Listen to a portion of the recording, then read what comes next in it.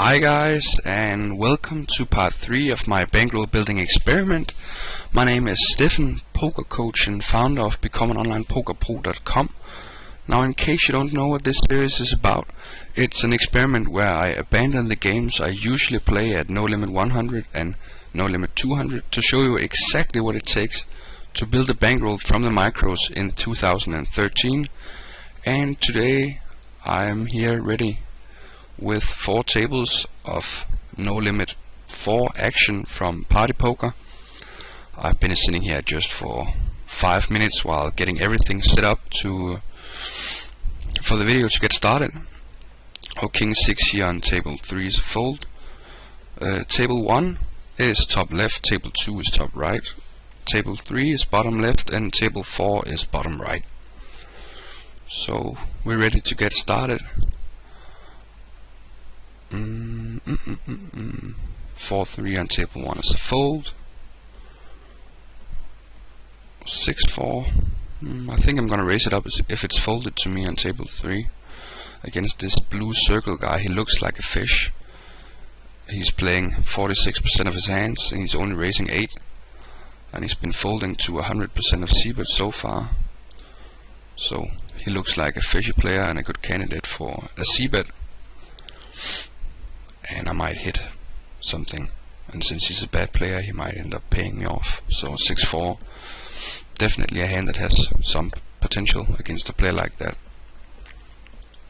Would be too loose if he wasn't prone to folding to c-bets. Now it might still be too loose because my sample on him is very small, but since I assume that he's folding a lot to flop c-bets, that's the reason for raising it up there. Ace King on table 4, raise it up over a limber, get 3 callers. Ace King really is a hand that plays better in heads up pots. As soon as you get a lot of people into the pot, it starts to get a little dicey, so I don't really want to raise here and get it in, because I think I'm going to be behind most of the time. But against this guy who looks like a fish, he can definitely be donking out here with a weaker ace, or with some kind of draw or something. So I think I'm definitely ahead of his range for doing this. Now this king, it seems like a good card, but in reality the spades just got there, the straight just got there, and all the hands that I beat, like weaker aces, why would they overbet shove the turn now when that card comes? So really it looks like a great card, but it actually isn't, because it completes the straight, it completes the flush, and it scares away the weaker aces that we're ahead of. So that's an example of my that's example of relative hand strength, actually, where my relative hand strength goes down, but my absolute hand strength goes up. And what that means is, on the turn I improve to 2 pair.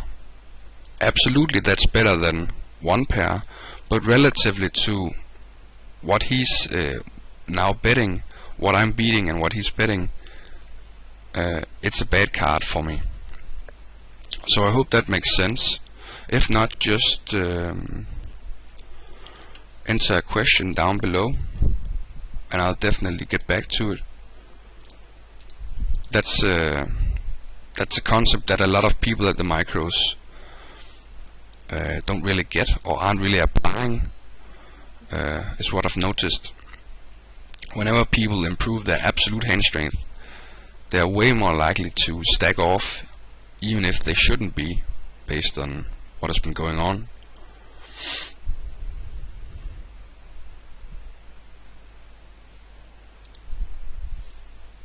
Or 9 on table 2, that's a fold. Jack 4 on table 3 is a fold. Our table 4 looks to be really fishy. We have this Can 64 guy playing 80-20, this Mike Gabor guy playing 63-13.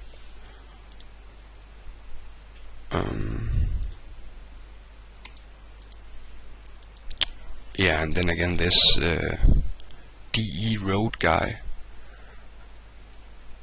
100% of hands over our 6-hand sample. 9-8 on the button on table 3. I think I'm gonna raise it up.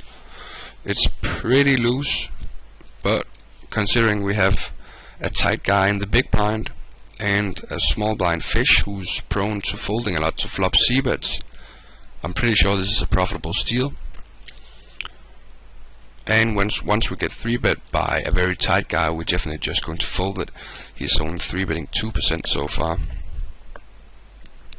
which you can see here, which makes it an easy fold.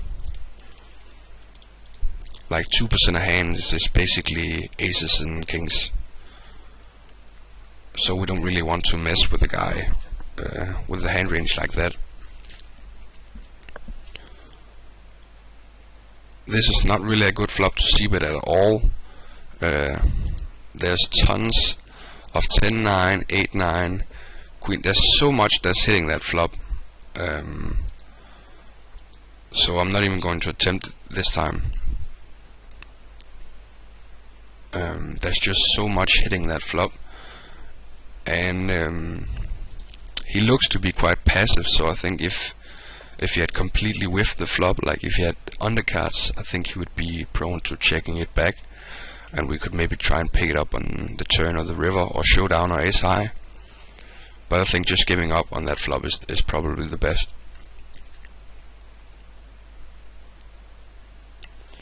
10-8 3-handed. Again, we got a very tight player in the big blind, we got a fish in the small blind. I think I'm gonna raise it up, be able to make a profit in this situation.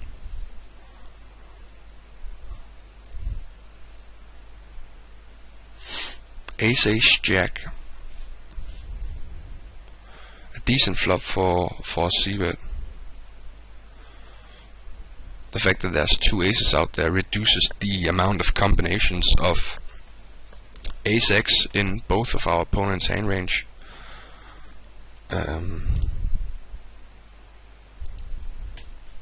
So basically it's less likely that they've hit an ace.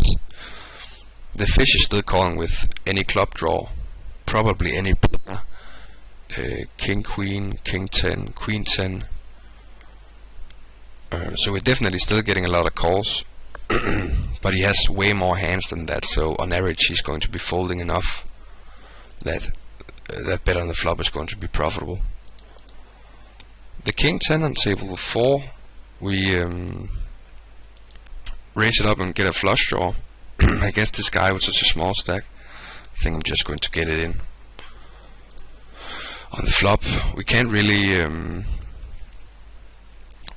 call and fold at any point.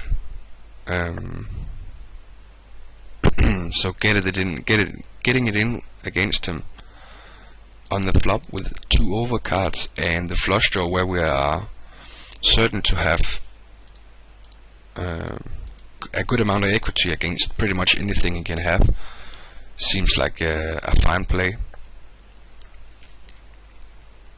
The reason for going all in instead of just calling twice is that we can sometimes have him fold out some hands, like a6 hands that he's donking there, that he might just shove all in on the turn. And since we only have king high, we don't really want to call it off against ace high. That would be quite dumb. So shoving there, trying to fold out some ace x or maybe some very weak pairs, seems like a good idea. On table 1, I decided to re-raise the ace jack since we are only 3-handed, and I'm gonna c-bet now on this low flop against this Charlie guy. This is a decent flop for a c-bet. I don't really know yet which type of player he is.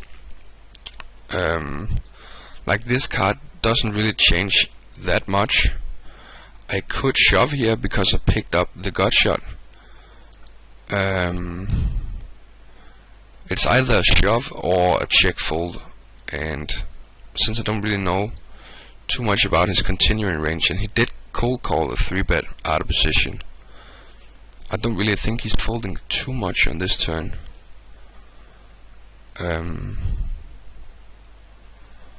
So now when he bets this small, I think I'm going to call once more. I can hit a 4, I can hit an ace, I can hit a jack, and for that price I think I can definitely check call there. I folded the 7-6 on table 2.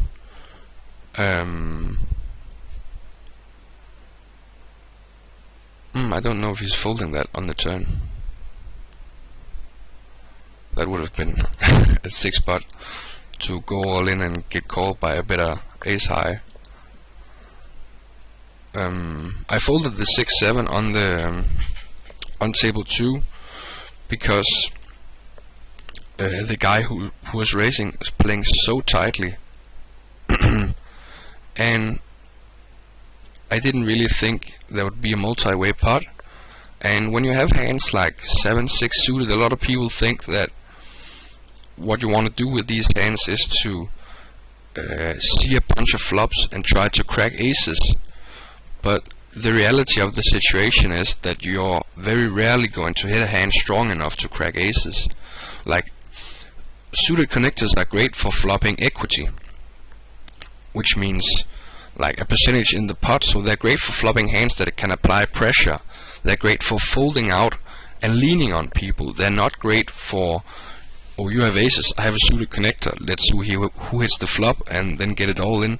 They're not great for situations like that. For even when we flop very, very good, we're going to have like 50% against aces in an all-in situation. And the amount where of the time when we actually do flop straight or flush, it's just so small, and we're not going to get paid off a lot when we hit against a hand like aces. So having 6-7 in a situation like that is better against a player who's playing looser. So a guy who has a wide pre-flop range, because this means he gets to the flop with a lot of weak hands, and whenever we do flop like something like a flush draw or a pair and a gut shot, just any kind of equity, we can use our hand, our small suited connector, to apply pressure by raising the flop, by calling and stealing it on the turn. So it's a hand we want against people who are loose and who we can apply pressure to and get a lot of folds from. It's not a hand we want to play against people who are playing extremely tight. In a situation like that, it's way better to have a small pocket pair and hit trips, hit a set, since your hand is going to be way more disguised, and you're just going to hit it way more often than you're going to be hitting a straight or flush. So that's my reasoning for folded the 7-6 there. Now if I had known that it was going to be a multi-way pot, I would have definitely called there, because we're getting the odds to see a multi-way flop, and we're likely to get odds to draw on the flop, and we're in position so we can pick it up some of the time. But yeah, that's my reasoning for folding it there against a very tight player. Another concept I don't really think a lot of microstakes players get. Like, there's this huge misconception that you want to have a small suited connector to crack aces, when in reality it's a flawed logic.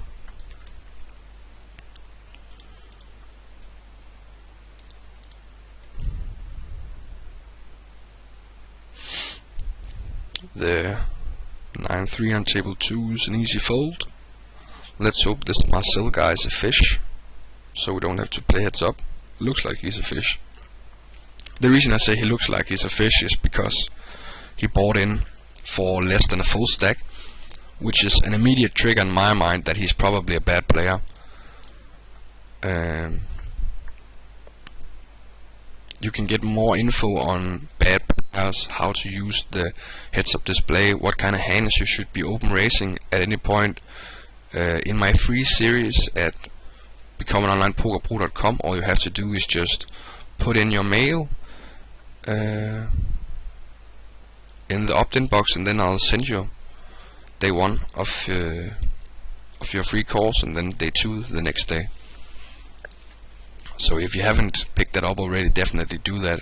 It'll give you a bunch of great information on how to identify fish and much more. So the ace 10 here heads up against this Marcel guy, definitely good enough to raise. He's going to have a lot of weaker aces. He's going to call with any pair, any draw.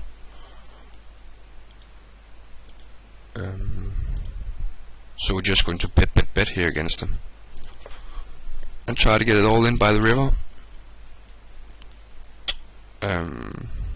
Yeah, there's not really too much to say.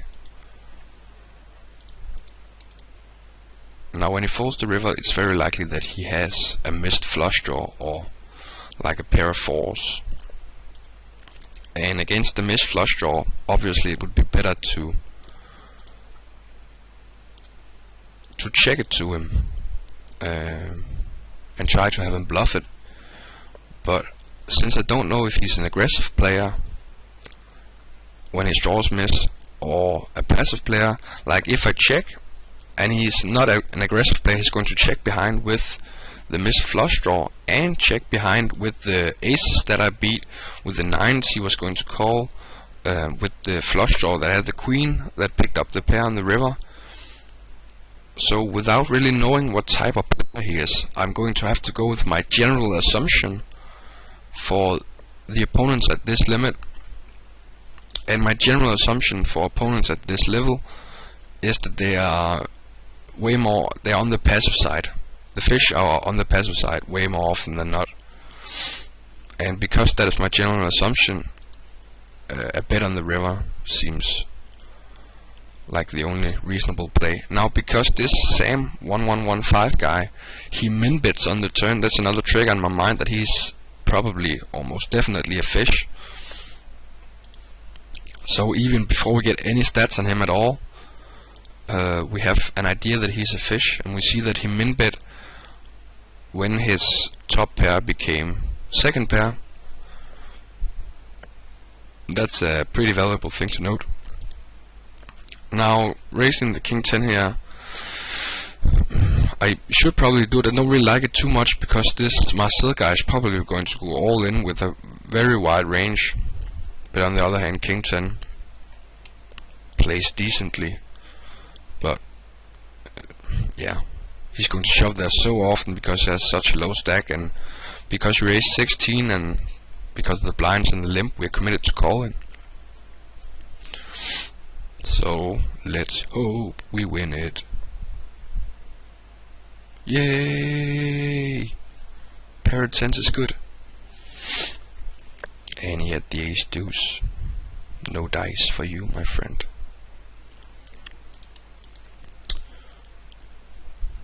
So we got rid of the extreme short stack at table 2, which is nice.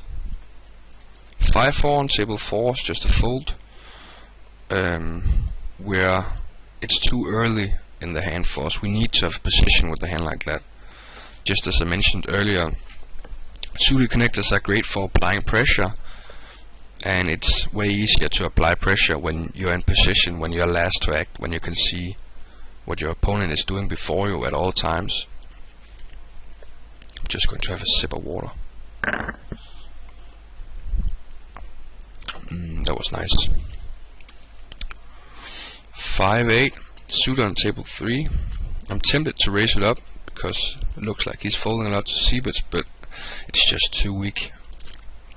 I need to have a rock solid read on him that he's folding way too much on flops to raise a hand like that.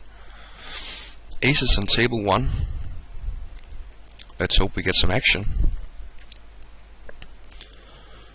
Now here on table 3, I think I'm going to re-raise this guy.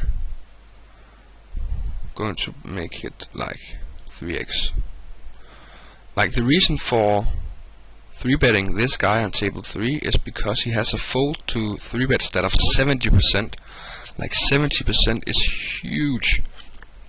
It's way too often, and re-raising the jack queen there shows an insta profit just because he's folding so much. Like, we don't even have to hit a flop ever to profit there. It's just it's such a good situation. Now with the aces here we get a four-way pot, and this fish donks full pot. I think I'm going to call once here. I don't really like this spot too much. There is straights out there, there's lots of two pairs out there, and whenever the fish donks full pot into three more people, it's not like a great situation. I don't really know if I should be getting it all in here. Like, would the thing that should decide whether or not we're getting it all in here is if he's capable of doing this with a bare jack, or a bare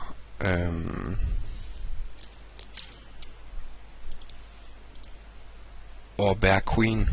Because if he's capable of doing that, this Charlie guy behind us is definitely capable of just having a jack or queen. You know, I think I'm just going to take the tight option and fold. That may seem very tight, but since I don't know anything about him and he donked into four players on a board where there's straights out and there's two pairs out, I think I'm just going to let it go. Thing I've noticed about micros is that people, whenever they're betting, they have it a large majority of the time. Like, when you go up just slightly higher, you see a lot of fish who are donk bluffing, and you still see some donk bluffing at the micros, but it's been pretty extreme, in my opinion, how often people have it when they bet out. And yeah, giving respect when you're just starting out, you're trying to build your role.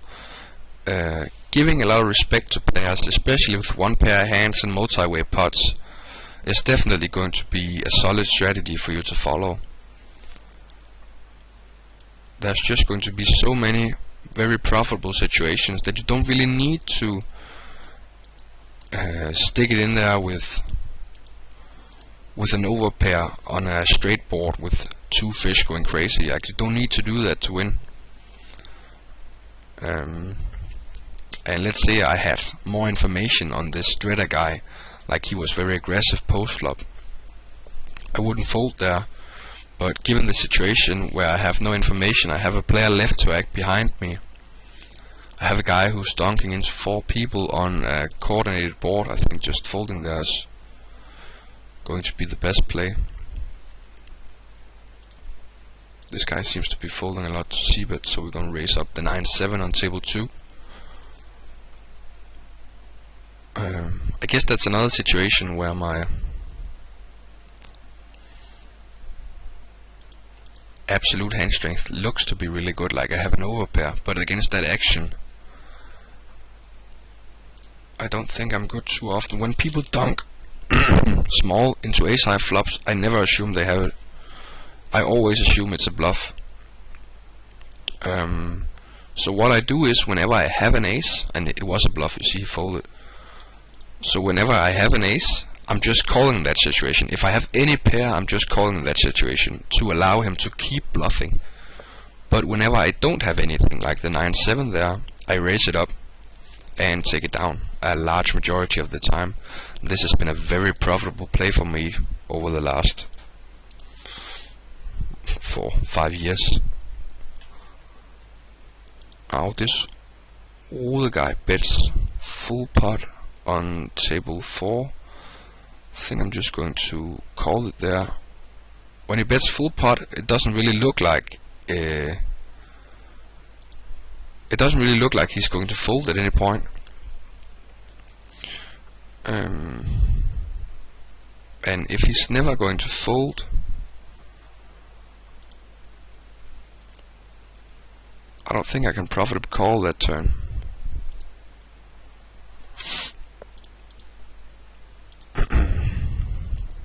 I could be wrong though.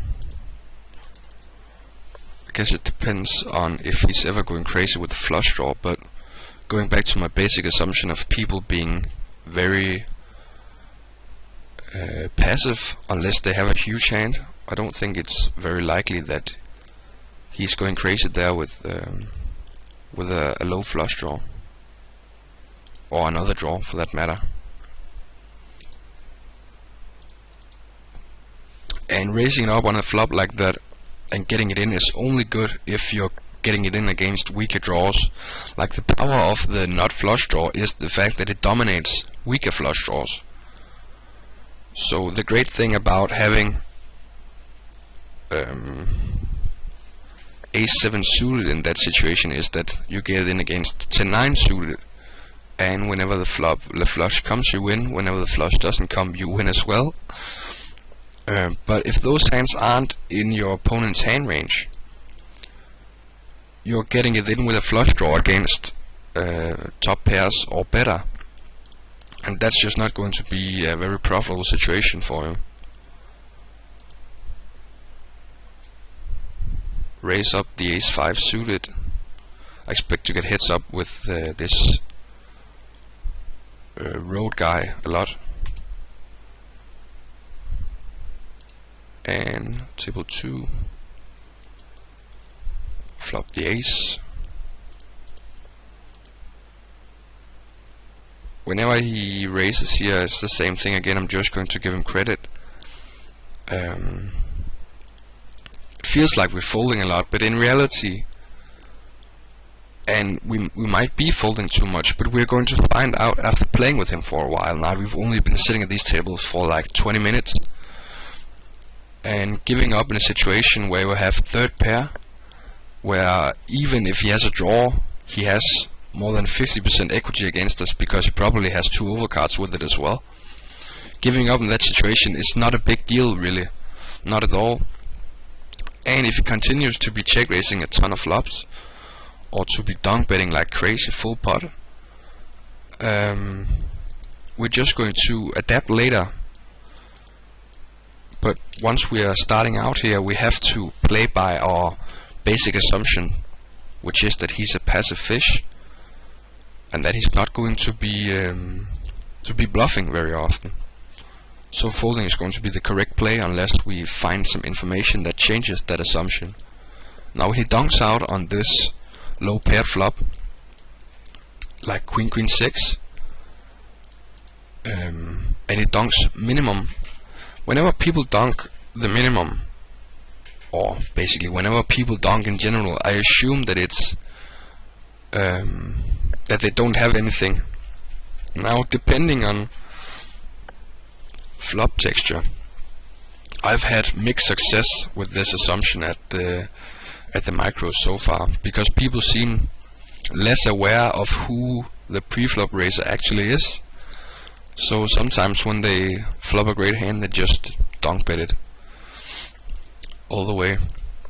But especially when people are dunking flops or ace high flops, you should raise it every time if you don't have anything, because it's most likely going to be a bluff.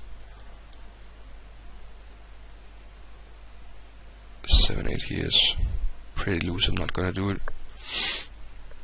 I think I'm gonna go for like 1-2 more minutes, then we have like half an hour worth of footage, and that's going to be it for part 3.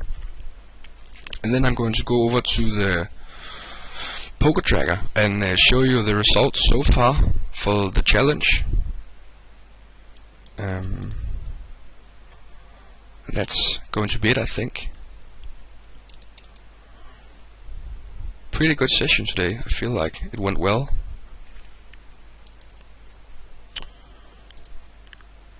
Just going to sit out on table 3.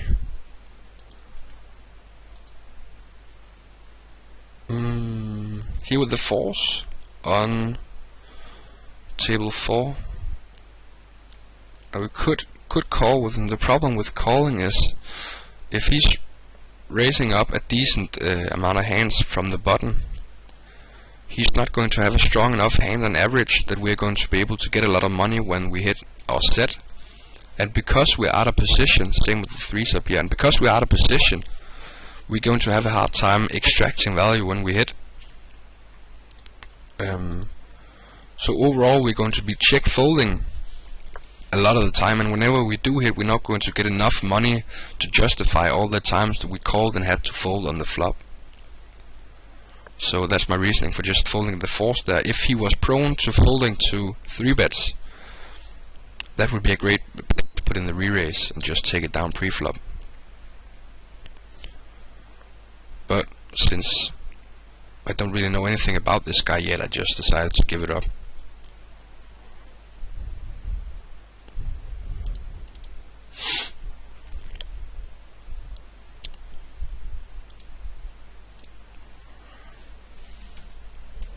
Now I've been 9-tabling for most of this experiment when off camera, just to try to get some hands in and get and get some progress for you guys to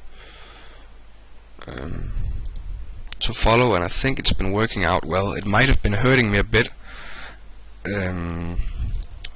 with the focus in the non-showdown pots, but overall to beat these limits, I think focusing on having the best hand at showdown is going to be the strategy that's going to be most profitable. Well, let's see this guy. Oh, he min-raised it up. Like, no matter what hand this Scorpco guy had, he should call there for 2 big blinds more, playing in a re-raised pot where this guy has already revealed that he most likely has a huge hand. Like with any 2 cards, just calling to try to hit 2 pair is going to be profitable, because you get to see the flop so cheaply against a player who is so bad. So whenever you do hit big, you're definitely going to get all of his money. Sometimes he's doing it as a bluff, and he's not going to push you out of the pot properly. Like, there's going to come a great c-bet situation, and he's not going to c-bet, and instead he's going to give you free cards. And yeah, always call that when he makes it the minimum re-raise.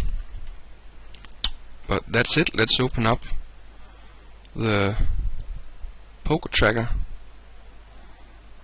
and view some stats for the day.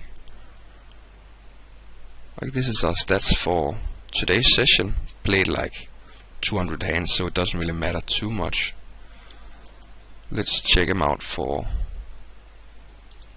this entire experiment. This is the stats for the entire experiment, guys. The green line is the amount we are actually up. So we're up like 29 bucks. A solid 7 binds. Should definitely be higher. I've been running really bad. But yeah, you can tell that easily by the yellow graph, which is my average expected all-in EV. So that's the amount I should be up if the pot was distributed by the equity when we got all in. So basically, if I was all in aces against kings, since I have 80% of equity in that situation, I'm going to be given 80% of the pot on this equity graph. So it's only for all in situations. And on top of being below EV in all in situations, I've definitely been getting more than my fair share of me having the lowest set against the higher set, or me having kings or queens against aces. So definitely not a smooth ride, but it's going the right way, and I'm just going to keep grinding on, keep trucking on. This is going to the point of this entire series is to show you exactly what it takes. Like, no, I'm not going to cover anything up. I'm not going to show you that it's without ups and downs. This is like a real image of how it is grinding out the micros and building a bankroll. I think that has more value than just showing you a graph that goes straight up. So that's it. That's the result so far. I'm going to keep it for today. I'm going to fire up 9 tables, and I think I'm going to play a lot of hours today actually, because I don't really have too much to do. There's the Super Bowl tomorrow. I'm going to watch it with the family and have a great time. But yeah, I think that was it. If you like this video, please like it below, please subscribe. This really helps me a lot, guys. And if you have any questions, any comments, leave them down below. I read and answer everything. And remember to check out my site, Become an Online Poker Pro. You can grab that free e-course that will teach you how to spot the fish. It will teach you what hands to play pre-flop. It will teach you about continuation betting, 3-betting, playing the river, like anything you need to know. It will teach you about using the Poker Tracker 4 software that I use. Anything you need, so go grab it down below. The link is in the description, and get started winning and building your own bankroll at the micros. And that's it for now, guys. Have a great day. Bye.